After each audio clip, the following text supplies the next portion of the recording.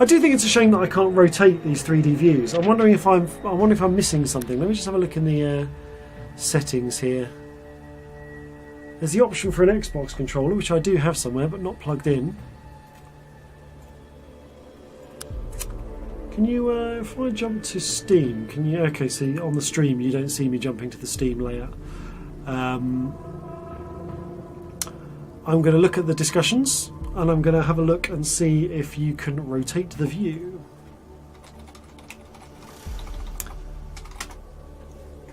No, nobody has asked about rotating the view. I find that strange. Oh well. Right. Back to the game then.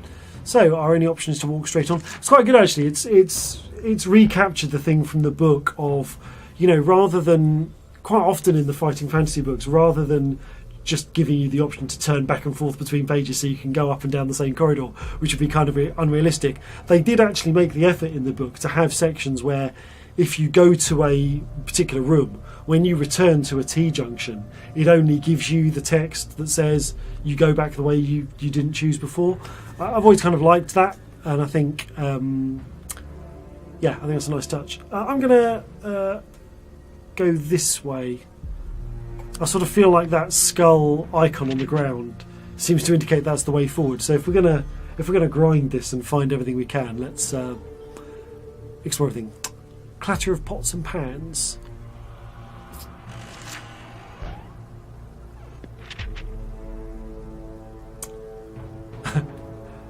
I like the way the rooms get built. It kind of reminds me of, like, if this was a Spectrum game, how long it would take to draw the display.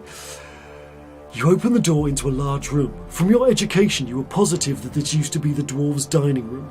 The orcs have destroyed most of the original stonework and repurposed it for their own needs. Sitting around a large table are 5 orcs busily drinking and dribbling their bowls of rat gizzard soup. All are involved in a rowdy argument as to who will get to chew the rat bones left in the large soup cauldron, so they do not see you enter. I've fought orcs before, 3 at a time quite easily. But 5, so here's where we can use the disguise. Okay, we're going to test our luck. So this is 2d6 versus my 8. I am not feeling confident. That's just over 50-50. Ooh, I think that's lucky. Lucky. You make for a convincing orc. But you will notice now that our luck has gone down to 7 because we have used it. Okay, you safely reach the eastern side of the room. 3 doors are nearby and the way out lies back on the other side of the room. So we can go north, we can go east, we can go south, we can go west. It's like a crossroads. Let's go south. It's probably some sort of larder. Yes, you enter what is quite clearly a storeroom. There is nothing in here. Oh, hang on, a leather case. We found a bow. Bow and 1 silver arrow. An inscription on the case says, "The giver of sleep to those who never can." Maybe it's a silver weapon for some sort of... this is obviously from the original book. Nice. You take it back. I am a very convincing orc. I do the Cockney accent and everything. It's funny that I'm not sure where it's come from. I think it's either a Warhammer fiction thing, in which case you can blame like someone like Toby Longworth, who does a lot of voice stuff for them, or it's a Peter Jackson Lord of the Rings thing. But for some reason, goblins are always Cockneys, and I don't know quite when that's happened. But yeah, people always do the goblins as Cockneys. Anyway, I'm clearly taking the silver bow and arrows. I don't really understand why you wouldn't take something. And we got our luck point back, which is good.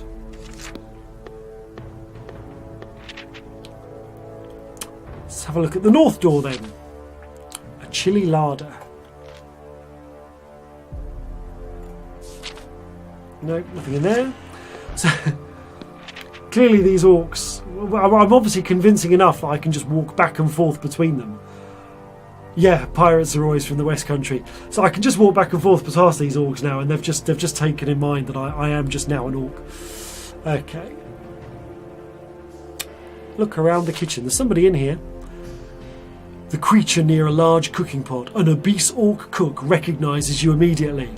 Black sand! It roars. Its little goblin assistant nearly drops its spice jars in shock. Oh, there's a little assistant. I did wonder about these miniatures. Because it was saying a giant orc and all I could see was this one here. Who's clearly not very big. But no, there is a big one in the corner. Okay. Oh dear. Oh, I've met an old friend and gained an achievement. Thought you'd escaped when you stole my purse in Catfish Street, eh? The cook waddles closer, using its cleaver to slice the air. It took me 4 weeks to get back to Firetop Mountain from Fort Blacksand. I think I might have just had a brief internet outage. Yeah, I feel bad for killing the prisoner. It's saying here, if I hadn't been wearing this disguise, perhaps you would not have startled the delirious man. So it's because I'm such a convincing orc, that's why he was terrified. Okay, open the second door to the right where you can hear thumping.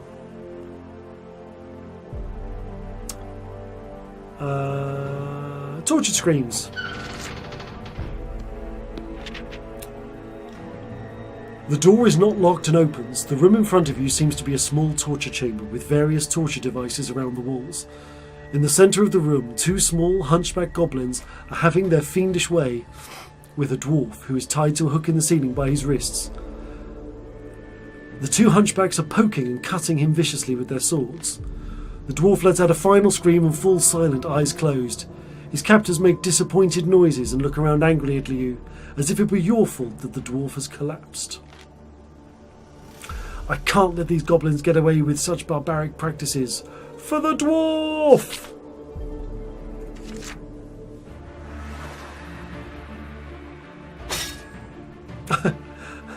They've actually included an upturned miniature of the dwarf in here.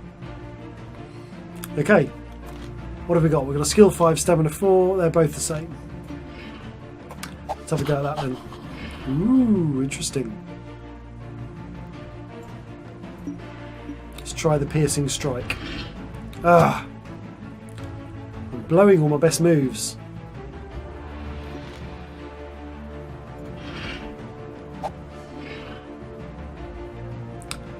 This is definite dancing. Oh, it's actually in the process of actually bleeding as we're talking. Okay, we are never getting anywhere. What did they do last time? I've forgotten. Did they move? Let's try moving. Yes, they moved. So they've got a kind of patrol pattern almost. Ah.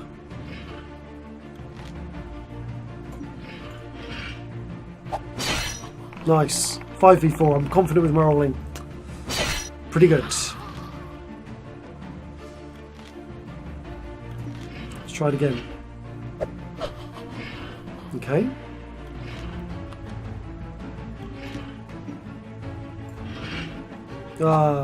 See, if I'd done piercing strike then I'd have hit him.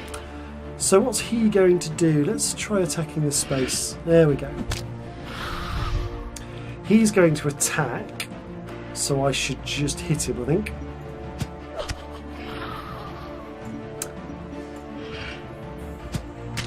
Nice. Okay.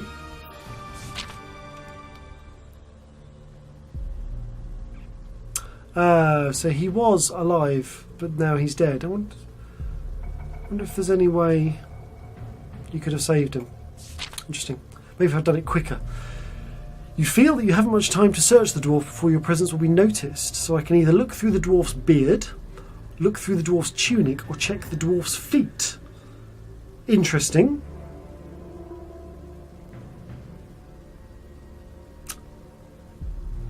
I don't know, what do we think? Do we think dwarves have things in their beard? Are these dwarves that have jewels and things tied in? Or I think tunic is probably most likely, isn't it?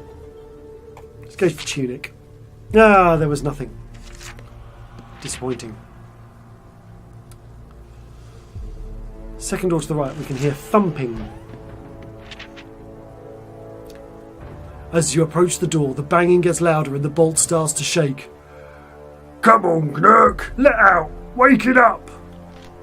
Sliding back the rusty bolt and opening the door, you come face to face with a panicked-looking goblin with a horrific creature closing in behind it. Slime beast! Slime beast! Run! Squeaks the panicked goblin and lashes out at you. The toad-like slime beast joins in on the fray, opening its mouth wide. It is full of long, spiked teeth. Okay.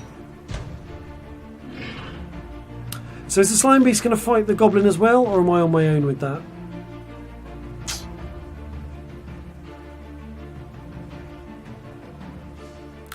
Nine v 7.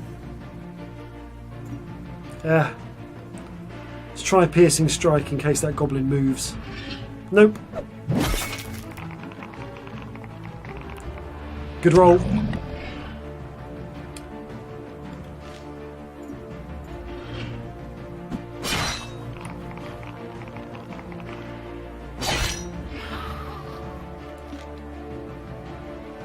Okay, that's the slime beast dealt with.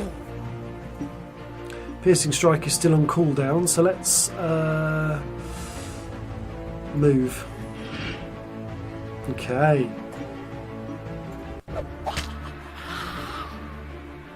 He chose poorly.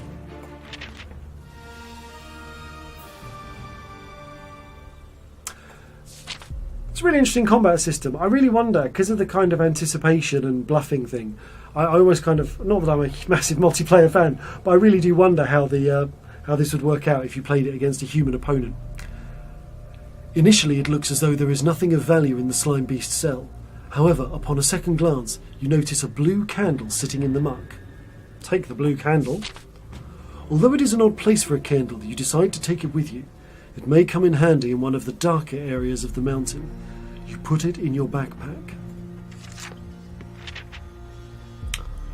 Yeah, I'm just gonna do all the doors. The door is unlocked. Opening it, you find yourself at the threshold of the orc's weapons store. A torch hangs from one wall, lighting up a small armory room stocked with swords, shields, helmets, daggers, breastplates, and the like. Nice. A circular iron shield with a golden crescent lies at the far end of the room. However, as you do not use a shield, it is worthless to you. Let's have a search. You poke around the room. The weapons are blunted and worthless, and the helmets are battered and rusty. You decide to inspect the breastplates on the shelves to see if there is anything worthwhile there. You examine the breastplates and the shelves thoroughly, but there appears to be nothing of value. So I wonder if you come back with a shield user or somebody, a slightly different character, whether you'd get something out of this room. Okay, leave the chamber. Exiting the dungeon, you hear the sound of water ahead of you and make out a grilled portcullis at the end of the passageway. Before you can reach the portcullis, you will have to cross a bridge that passes over a gully of gurgling, brackish water. You suspect it may actually be a sewer, judging by the smell rising from it. As you make your way towards the bridge, you pass a small creature, which appears even uglier than the orcs you have encountered. The goblin salutes smartly, well, as smartly as a goblin can, as you pass by. It then returns to picking its boils. Oh, because we're still disguised. Leave, there you go, got another achievement. Whoop! I like achievements, I'm a bit of an achievement whore. I kind of feel like there's a big list of things I can do in this game. I like a nice list to tick off. As you cross the bridge, you pass out of sight of the sentry post. Having had enough of looking and smelling like an orc, you discard your disguise. You arrive at the end of the passage. What, you disguise? You take off the disguise on the bridge. An iron portcullis blocks your way and no amount of charging is going to budge it. Levers. On the wall to your right are two levers, and it seems likely that these levers have something to do with raising the portcullis. This feels like a 50-50 choice. I do have notes, again, on my old map from the book. Let's see what it says. It says to pull the right one. Do I trust 15 years ago me and pull the right lever?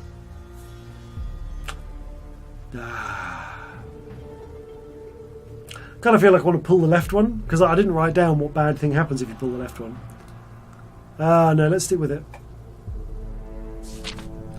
You hear a deep rumbling noise and the ground begins to shudder.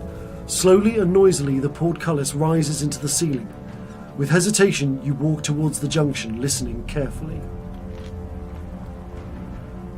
That looks new. I don't think that's from the book. I could be wrong there. Suddenly, a terrified young man runs into you. His white rune-embroidered robes are torn and smudged with dirt. He looks at you with panic in his wide eyes. I yield! Education is not worth this much danger, no matter how great the reward. You calm the young student down and he begins to relax. My name is Ian the White, he says, if that is your real name. I am a humble acolyte seeking entry to the School of Sorcery. You learn that he has gained entry but was deemed unworthy by the elemental masters. I wonder if this fellow knows where the eye is located. Ask about the school, ask about, there you go, ask about the eye. You ask the young acolyte if they know the whereabouts of the ruby that you seek. He becomes frightened once more when you mention the name. Yes, I know this eye that you seek. It belongs to the Cyclops himself, who resides in what is left of the dwarven halls over to the east. Follow the passage, and whatever you do, always make sure that you are heading east. There you will find it. Useful information. The young man points down the passageway before pushing past you and running off. You try to catch up with him, asking for more information, but he darts under the portcullis you entered earlier. There's no point chasing him back through there. I should continue eastward to try and find this Cyclops. Continue east. Oh. Cautiously you creep along the passageway. After a short time you reach a fork in the path, with the path continuing northwards. Eastwards you can see a broad stone bridge. And a bench. Time to get some hit points back.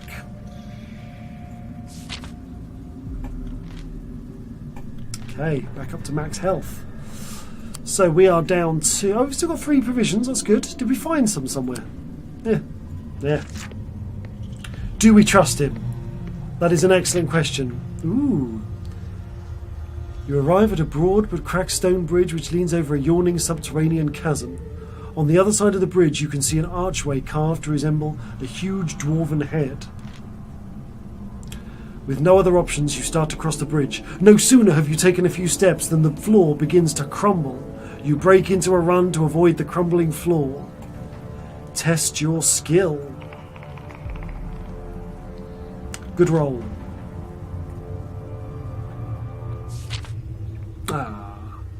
There's a part of me that was hoping for a cutscene with the miniature there. You sigh with relief. You can hear the masonry crashing down far below into the water. The sound vibrates around the chamber, and you wonder what creatures you have stirred in the darkness beyond. Okay. So...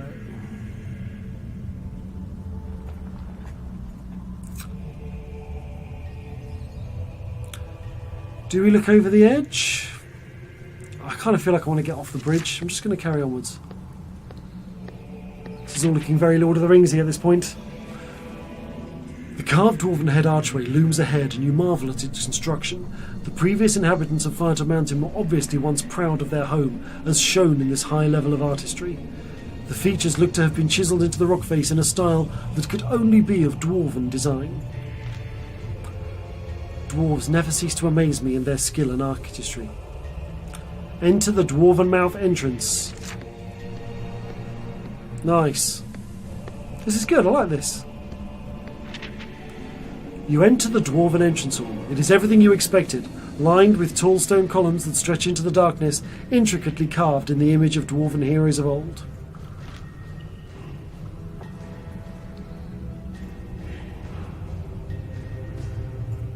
Yeah, I think these are new. I think some of these are new illustrations. I don't think these are from the original book. They're nice though, they're in keeping. Hello, Bewilderbeast. Yes, this is also one of my childhood faves. If you missed the beginning of the stream, I was showing off my original 1980s edition of the Warlock of Firetop Mountain, and it still contains the paper map that I made not back in the 80s. This map is probably 15 or so years old. I'm cheating a little bit. This is the first time I've played this game tonight, and I'm sort of referring to the map. I'm sort of referring to the map to help me make decisions about which way to go. Having said that, I think they've changed some stuff from the book to trick people out who know the book. I've made choices that I know were safe bets from the book, and they have not gone so well. So there you go. Interesting what you say about pencil marks on the character sheet page. Mine is actually, if you take a look at this, mine is pristine. Because I was never a great believer in drawing in the original book. I used to draw out my own version of the character sheet. I didn't have a photocopier in those days, so I used to actually get a blank piece of paper out and I would draw the boxes each time. So I would never draw in the original book. So that's me. Okay, you can perhaps comment on this. I think this artwork has been newly commissioned for this PC game. I don't think this was in the original book. And again, if you're interested, this game is currently on sale in the Humble store. The stonework is incredible. I can see each beard hair. That is important. About halfway down the hall, you notice a path that leads off to the left behind one of the statues. Continue further into the hall or take the westward path. We were told by the acolyte to continue east if we were looking for the ruby. But maybe the westward path is an interesting room which will give us some stuff. I don't know. I'm one of these gamers. I don't know about you, but I like to go away from the path that I'm meant to be on so I can discover things and then go back. So I'm hoping that this is going to allow me to come back and continue my route. Well, this doesn't feel hopeful. This feels a bit Moria. You reach the ruins of what looks like an ancient bridge spanning the crevasse, long since collapsed. You can just make out the other side of it on the far side.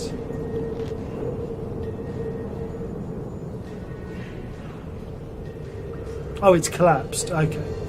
So, we're going to have to turn back. Fine. Northwards? Oh, I see. East was to the dwarven... Right, okay. As you walk through the hall, you notice something out of the corner of your eye. Something appears to be watching you. I have no time to change strange creatures. I must find that eye. Oh, okay. Oh, we're being pressed into endgame here. You reach a junction with 3 different passageways. With east still at the forefront of your mind, there is only one option you want to take. So I think each character that you choose has a different personal quest.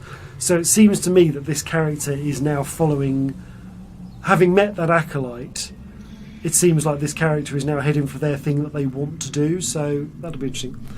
You continue along the passageway heading east. Soon you come across another junction. Ahead to the east you see a wooden door. The other passageway continues to the north. While the passageway looks interesting, I need to keep pushing east. It looks like I'll be opening that wooden door. Yeah, I'm not even being given a choice at this stage. It's the Cyclops. You head east. Here we go. Look at this. Check this out. Can I? Oh. That actually, we're probably going to get the book art in a minute, but that miniature looks just like the Cyclops from the book. That's very cool. In the corner of the room is a large metal statue of a one-eyed creature. In its single eye is a sparkling jewel. Good night, Hilaire. Thank you for joining us. And there it is. There is the Cyclops. It's funny, I don't remember it being metal. It's one of the things about the black and white drawing. This has to be the eye of the Cyclops. Well, I'm taking it. You approach the statue cautiously. A scampering behind you makes you flash around, but it is only a rat. You feel at the jewel, but it is solidly in place. You try to prise it off, and as you work, you hear an ominous creaking noise. To your horror, the statue is beginning to move. You jump down and draw your weapon. The Iron Cyclops cranes its head around towards you and steps down from the pedestal. It's very reminiscent of Jason and the Argonauts. Battle the Iron Cyclops. Drawing your weapon, you ready yourself for battle against this strange creature. Its ruby eye glints in the cave light as the animated statue twists its neck, searching for you. The heavy iron footsteps ring through the cave floor as it approaches, slowly at first, but quickly gaining speed as though getting used to its new body. Fight the Iron Cyclops. So I wonder if this constitutes a boss for this character, or whether we'll go on to do the rest of the book after this. This will be interesting. So, the Cyclops is on a large base. That is interesting.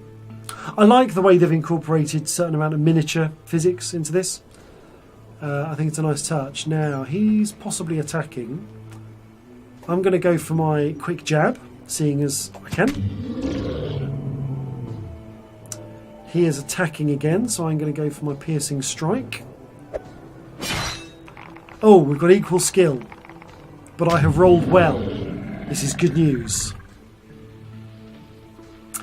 Now I need to consider some positioning. I'm going to move. I'm going to do a tactical move. Okay, he's moved. He is attacking. Interesting. I'm not sure what his attacks are. I'm going to try it.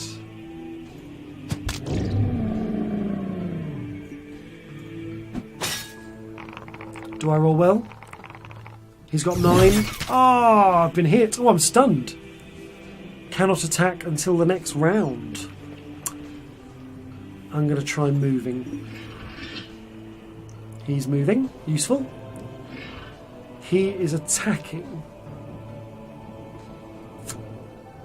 I really wish I could test my luck, as with the book, because I could do 3 damage in one. Oh, I can. Quick jab. Results.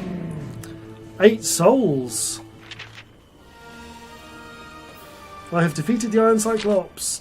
You sit back and rest from the exhausting battle. Warily you approach the statue. The jewel glints in the light, tempting you.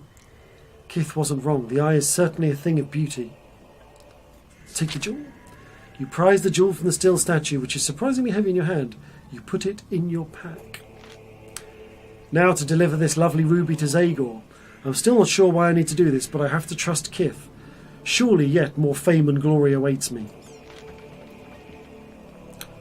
Achievement. Claim the Eye of the Cyclops as Alexandra of Blacksand.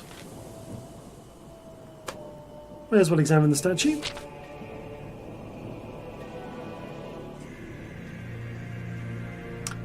So the Cyclops is empty. Well, at least you have the jewel. Okay, fine. Head north. Let's head north. You enter another room guarded by stone statues. The statues in this room look like fearsome dwarven warriors. There are 2 exits from this room. The door to the left sounds rather quiet, while the door on the right seems to have somebody talking behind it. I need to try and reach Zagor quickly. The left door sounds more inviting. Well, I think I'm going to stick with the role-playing principle and go for the left-hand door. As you approach the left-hand door, there is a rumbling. Both stone statues move and come to life. They lumber away from the wall, clearly intent on stopping the intruder. Stone golems. Oh, nice.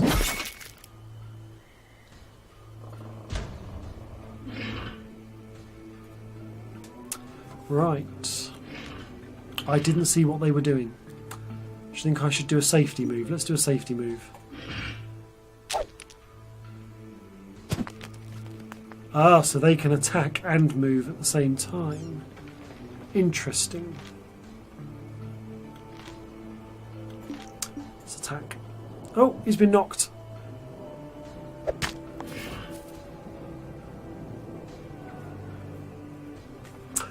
I think I need to do a safety move.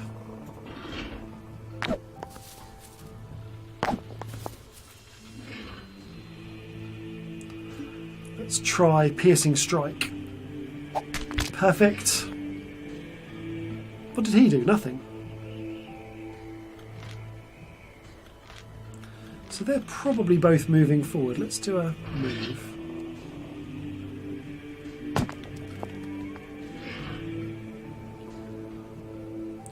Looks to me like they have to spend a turn to actually rotate.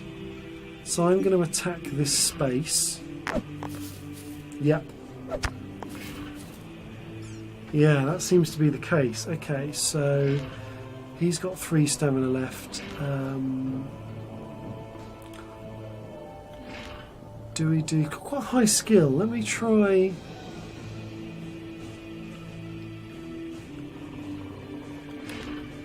Do I take the damage and hit that one? No, I'm going to move.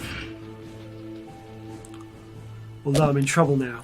I'm in trouble because now I can't... Oh no! Outmaneuvered. Okay, I'm going to have to take some damage here. Which one can I kill first? Ah! This is bad times.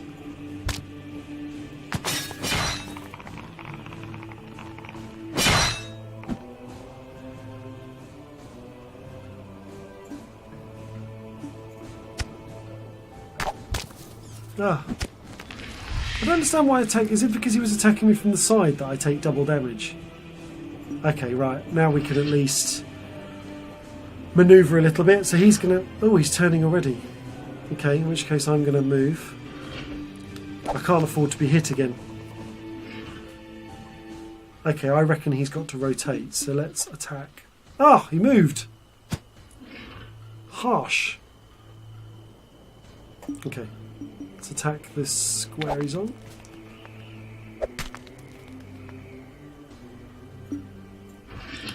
I think moving is my safe option. Okay, I reckon he's going to go there. So let's go for piercing strike. No, he hasn't. I'm kind of waiting for him to move. Why isn't he moving? It's upsetting me. Ah. There we go. Perfect. There's no... I'm just being asked a question here. There's no luck mechanic. There is luck. You do have the same stats in the game as you do from the book.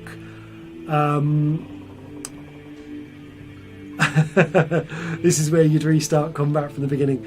Yeah, you have the same stats in the game as you have in the book. So you have skill, stamina, and luck, and you do test your luck from what I've discovered at various choices throughout. Like if you choose to open I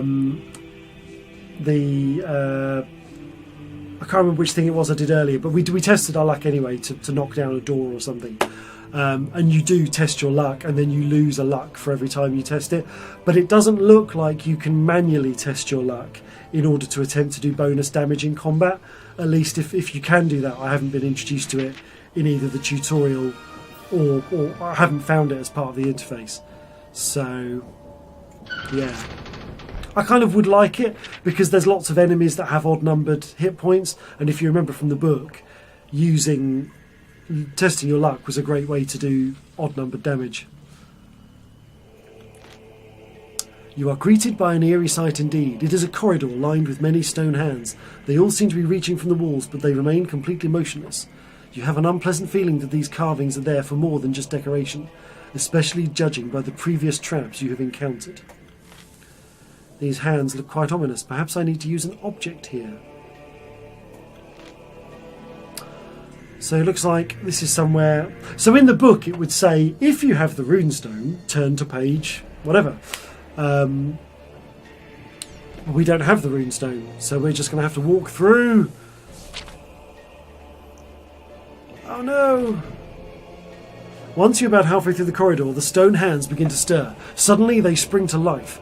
Some of them detach from the wall and skitter unnaturally towards you like great stone spiders. One leaps at you and you manage to dodge it, sending it crashing into wall. However, this does not faze the hand as it rushes immediately back to you.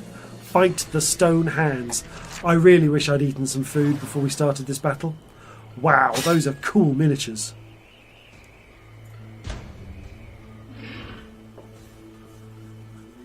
Okay, so this hand is going to attack. These two, I reckon, are going to move. So I'm going to just attack the space in front of me because I want them to come to me.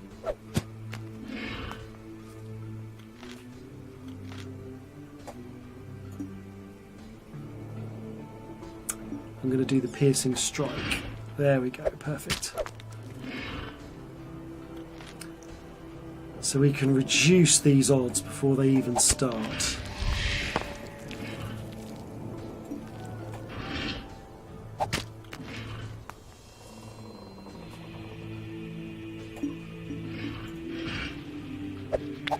Oh no! Seems like this borrows from someone saying So Bewilder Beast is saying in chat, sounds like this borrows a little from Hitman Go in terms of tile-based movement. I've not played that actually. There's a few of those Go games because is there Assassin's Creed one? I can't remember. There's definitely a Tomb Raider one. I've not played them, but I'm quite interested. I quite like because turn-based combat is my favourite genre of game, and I quite like this thing of anticipating, of like attacking a space, trying to anticipate that an enemy might move into it. Oh dear, it looks like the mountain has claimed yet another victim. I want my hero to be resurrected. So we have 3 resurrection stones that we can use throughout the course of the game. It takes you back to the last bench that you sat at. Thank you for watching, and if you'd like to continue watching the series, please click on the next episode or click on the subscribe icon. Thank you for joining me. I'll see you again soon.